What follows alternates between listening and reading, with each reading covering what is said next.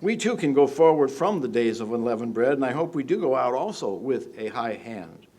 We can rejoice in the victory that God has given to us and that He continues to give to us day by day. We too can rejoice. Now, it's important that we think about the many lessons that are in the days of unleavened bread. Lessons of putting things on, lessons of putting things off, of putting off putting off the leaven of sin, of unrighteousness, and of putting on the unleavened of sincerity, of truth, of holiness, and of godliness, of righteousness. We put off and we put on. The lessons involve learning things about ourselves, more about ourselves, also about the way that God is working with us. Now, the days of unleavened bread, they came, and as far as I was concerned, they went very quickly. They went by fast. For those who've been around a while, which is many of us here in this room, eating unleavened bread for a week can be a habit or a ritual. After all, it's really just not so bad. I like unleavened bread personally. I don't know about you, but I like it. I enjoy it. Even if you take a rather plain piece of unleavened bread, you can put butter on it, peanut butter, jelly, or cheese. You can dress it up a little bit. Or you can take a piece of unleavened bread, put cheese on it, stick it in a microwave, and have a really thin crust pizza. There's a lot you can do to dress it up. So as I say, it's really not so bad, and we have to be careful that this doesn't become a ritual. Well, this is the week I eat unleavened products. It's much, much more than that. There are lessons that we learn in these days. We prepared for the Passover by examining ourselves.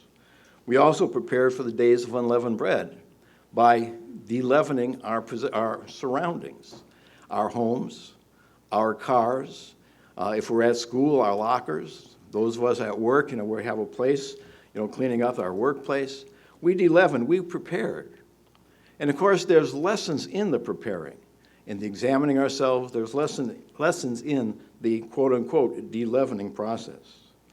As I mentioned, we examine ourselves before we take the Passover, and we continue to examine ourselves as we went through the days of unleavened bread. Examine ourselves is one way that we get to know ourselves. It's kind of a funny expression, but we all do need to know ourselves.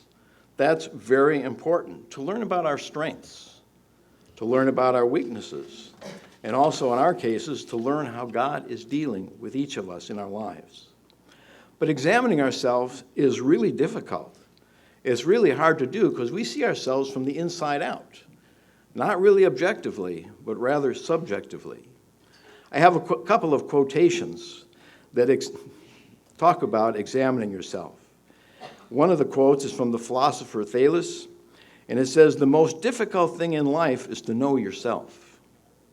You have to think about that a little bit. The most difficult thing in life is to know yourself. And on the lighter side, Ann Landers has a quote where it said, "Know yourself," or where she said, "Know yourself. Don't accept your dog's admiration as conclusive evidence that you are wonderful." Basically, and both of these quotes, by the way, are from brainyquote.com. Basically, we do tend to see ourselves in a positive light. Maybe not the way our dog would see us, but to see ourselves in a positive light. As I mentioned, we are not objective, but it's important that we do try to become objective and to more know ourselves. Turn to Jeremiah 17. Jeremiah 17, and we'll read verses 9 and 10, where Jeremiah is inspired by God to talk about our hearts. Actually, I could turn to various places in the Bible where it talks about our hearts. But today we'll look at Jeremiah 17 and verse 9. It's something good for us to think about. Jeremiah 17 and verse 9 starts off by saying, "The heart is deceitful above all things and desperately wicked." Now, brethren, that's your heart.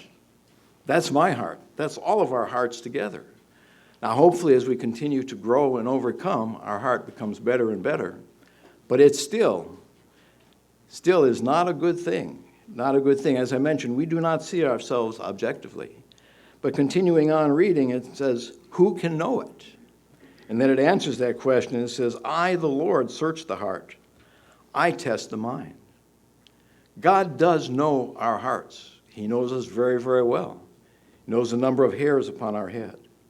He knows us, and he can help us to more see and understand about our heart, about our minds, and about why we are the way that we are. As I mentioned, he knows us better than we know ourselves and can help us see ourselves.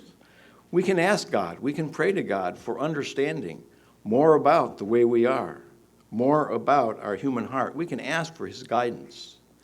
But any who would pray that prayer, I'd like to caution and suggest that if you do pray that prayer, that you ask that God show you your heart, but in mercy and in tenderness and gentleness. Some have asked that prayer, without asking for gentleness and mercy. God reveals it to them, and in past, people have become discouraged because God does show them. In case there are any here or who are hearing my voice that doubt whether God answers prayers or not, this is a prayer you can pray, Help me to more understand my heart, to understand myself, to more know myself. And then wait, the answer will come. It will come most certainly. Turn to 2 Corinthians, the 13th chapter, 2 Corinthians 13, and I'll read verse 5.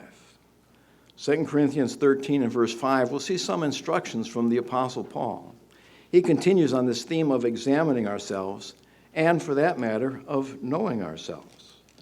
2 Corinthians 13 and verse 5, it says, examine yourselves as to whether you are in the faith. Test yourselves. So he's mentioning it twice. And says, do you not know yourselves? Do you not know yourselves? Well, actually, this gets back to what I said a while ago. Knowing ourselves is an extremely difficult thing to do. It's very hard to do. As I mentioned, I said this is difficult. It's not asking what you do. It's not talking about actions. It's talking about the motivation. What causes the action? In preparing for the Passover, I know many will take a look at one of the sin lists in the Bible. They will look at themselves and make comparisons. That's one way, and that's not necessarily a wrong way to examine yourself for preparing for the Passover. But today I'm going to talk about going a little bit deeper, more about who we are, not talking about actions, but about motivations, why we do, the things that we do. The Apostle Paul said, do you not know yourselves? Again, as I said, a difficult question. But I'll ask you, do you know yourself? Think about that. Do you know yourself? Well, I'll throw out some answers and also some suggestions. The first and, foremost answer to that question is we are Christians. We are Christians. And now that's really a big answer. And all that it entails. It means that we have Jesus Christ within us.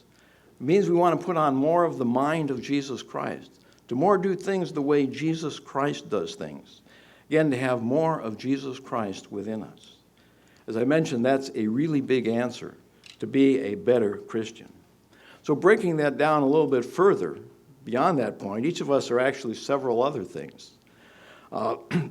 Again, who are you? There are many of us in this room who are married, either a husband or a wife. I can say, how are you doing in your marriage? How is your marriage? Is it happy? Is it demonstrating the fruits of the Spirit of love, joy, and peace? Are you a good husband or a wife? These are ways that we can examine ourselves and more know and understand about ourselves. How are we doing in this aspect?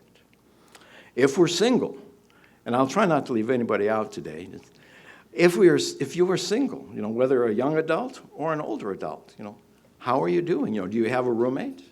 How are you getting along with your roommates? How about friends? How about as a member of this congregation? How are you doing along those lines? What about those who are parents? There are many parents in the room. Do our children reflect well upon our family? Do we treat our children, again, in a proper and a tender way, having patience and kindness and goodness in dealing with them? Or are we hard or harsh? These are things that we can think about as we continue to examine ourselves. Certainly we did during the days of Unleavened Bread, but in 2 Corinthians here, this isn't necessarily written during the days or for the days of Unleavened Bread. It's a process that we go through the entirety of our lives. Again, we are employees. Some are employers, some are managers, some are bosses, some are business people. They have their own business. Some are students. Some are teachers. How are we doing in our various aspects, in our various areas of influence? These are things to think about. All of us are children in one way or another. How are we doing as children? Are we responsive to our human parents and certainly to our spiritual parents? These are various things for us to think about. Do you know yourself? Who are you? And what can we do to get better? Continuing on in chapter 13, verse 5, it said, just backing up, it says, do you not know yourselves? Or do you not know who you are? That Jesus Christ is in you. And again, another very fantastic statement, that Jesus Christ is in us. I'll come back to this, and Paul says, unless indeed you are disqualified. Basically, he's saying, unless you fail the test. Don't you know that Christ is in you? Unless you fail the test. And then, of course, you wouldn't. But he says in verse 6, but I trust that you will not be disqualified. You will not fail the test. Jesus Christ is in you.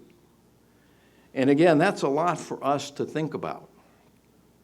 Of Jesus Christ being within us. Of God the Father being within us. And for that matter, us in both of them.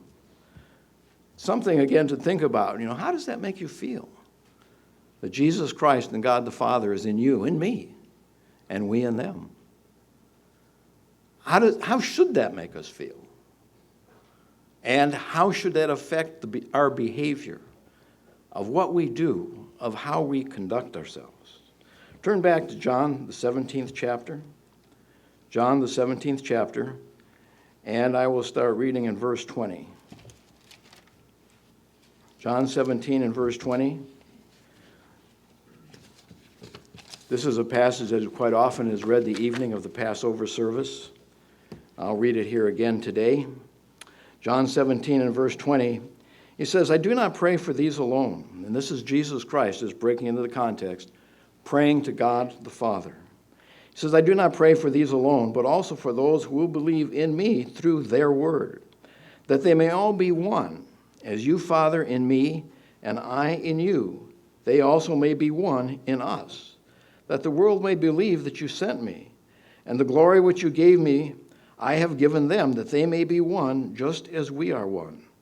I and them, and you and me. They may be made perfect in one, that the world may know that you have sent me and have loved them as you loved me.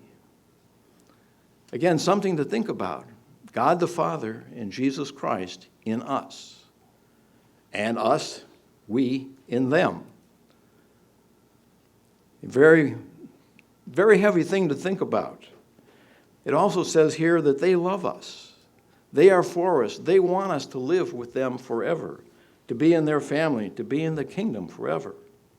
They also want us to be more like them, to grow and to overcome. And they encourage us to do so. Again, they want us to grow and overcome. That's why it's important that we more know ourselves, of who we are, and of why we do the things that we do. It's important that we examine ourselves and that we know ourselves.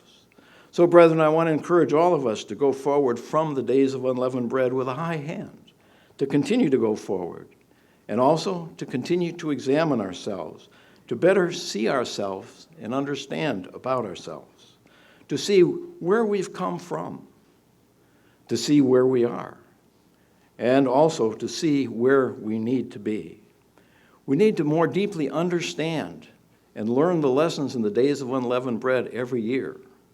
And more importantly, we need to live the lessons of the days of unleavened bread all through the year.